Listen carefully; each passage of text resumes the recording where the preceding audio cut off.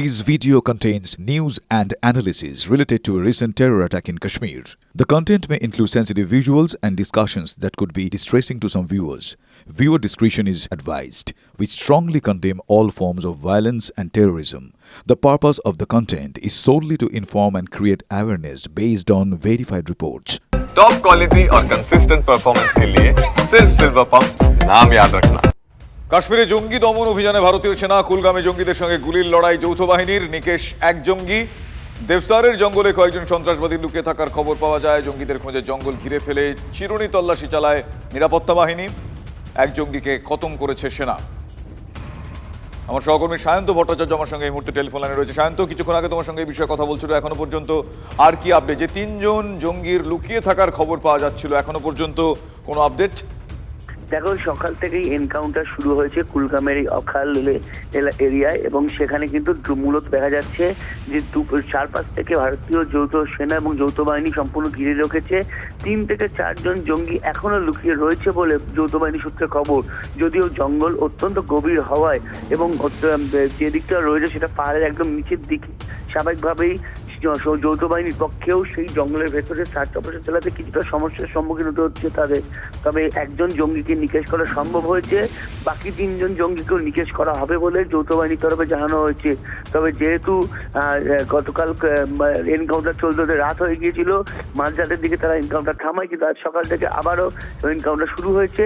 যেটা যৌথ বাহিনী সূত্রে জানা গিয়েছে যে একাধিক টিমে ভাগ হয়ে জঙ্গিদের একটা টিম গোটা উপত্যকা এলাকায় শান্তি শৃঙ্খলা পরিস্থিতি নষ্ট করার জন্য ঢুকেছে।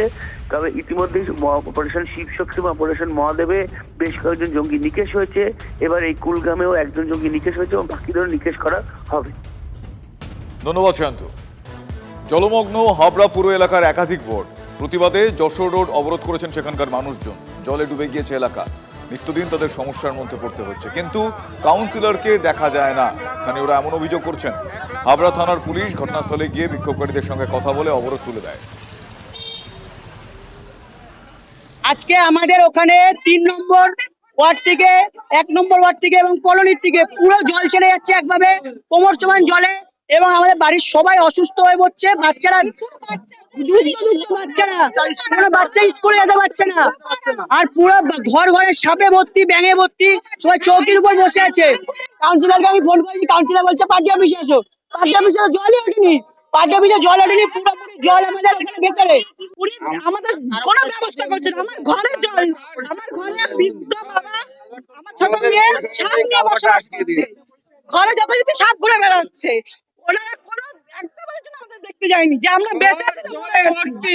আমাদের এখানে প্রশাসন কি অন্ধ কারণে এই কালভারটা বন্ধ করে দুটো পিচের ড্রাম দিয়ে আমাদের পুরো 2 নম্বর ওয়ার্ডে জলটা যায় এই কালভার থেকে। এই কালভারটা প্যান্টালুমসের সামনে ওখানে দুটো পাঁচিল দিয়ে দিয়েছে। কি কারণে দিয়েছে আমাদের এই প্রশাসন, আমাদের ওয়ার্ড কাউন্সিলর, আমরা জানি না। যে কারণে আমরা এই জলবদ্ধতা, আমাদের বাড়িতে মাথা সমান জল, সাপ পোকে, বাচ্চা কাচ্চার ভয় দিয়ে আমরা স্কুলে পাঠাতে পারছি না, ছেলেমেয়েদের আমরা বাজার করতে পারছি না, আমরা খেতে পারছি না। রোগ ব্যাধি, প্রত্যেক ঘরে জ্বর, প্রত্যেকের ঘরে জ্বর, ঠান্ডা, কাশি লেগে আছে। এরপরে তো ডেঙ্গু হবে, তারপরে কত কি সমস্যা হবে আমাদের। প্রশাসন কি অন্ধ কারণে শুধু এই কালভারটা পরিষ্কার করলে আমাদের জলের সমস্যার সংকট মিটে যায়, কিন্তু কালভারটা পরিষ্কার করছে না। কয়েকদিনের লাগাতার বৃষ্টিতে জলমগ্ন পূর্ব বর্ধমানের রায়না 1 নম্বর ব্লকের আনগুনা দাসপাড়া এলাকা। রাস্তার উপর দিয়ে বইছে জল, বাতিল স্কুলের পরীক্ষা। স্থানীয়দের অভিযোগ যে প্রতি বছর বর্ষা এলেই জলে ডুবে যায় এলাকা। বারবার প্রশাসনকে জানিয়েও কোনো লাভ হয়নি বলে অভিযোগ। রাস্তা ডুবে যাওয়ায় স্কুল যাওয়া বন্ধ হয়ে গিয়েছে পড়ুয়াদের। বাধ্য হয়ে তাই পরীক্ষা আপাতত স্থগিত রাখার সিদ্ধান্ত নিয়েছে স্থানীয় স্কুলগুলো। জলের জন্য কতদিন পড়াশোনা বন্ধ থাকবে? দীর্ঘদিন স্কুল বন্ধ থাকলে সিলেবাস কিভাবে শেষ হবে? ফলে প্রশ্নের মুখে ছাত্রছাত্রীদের ভবিষ্যৎ। আমরা প্রায় 2-3 দিন ধরে ভুগছি।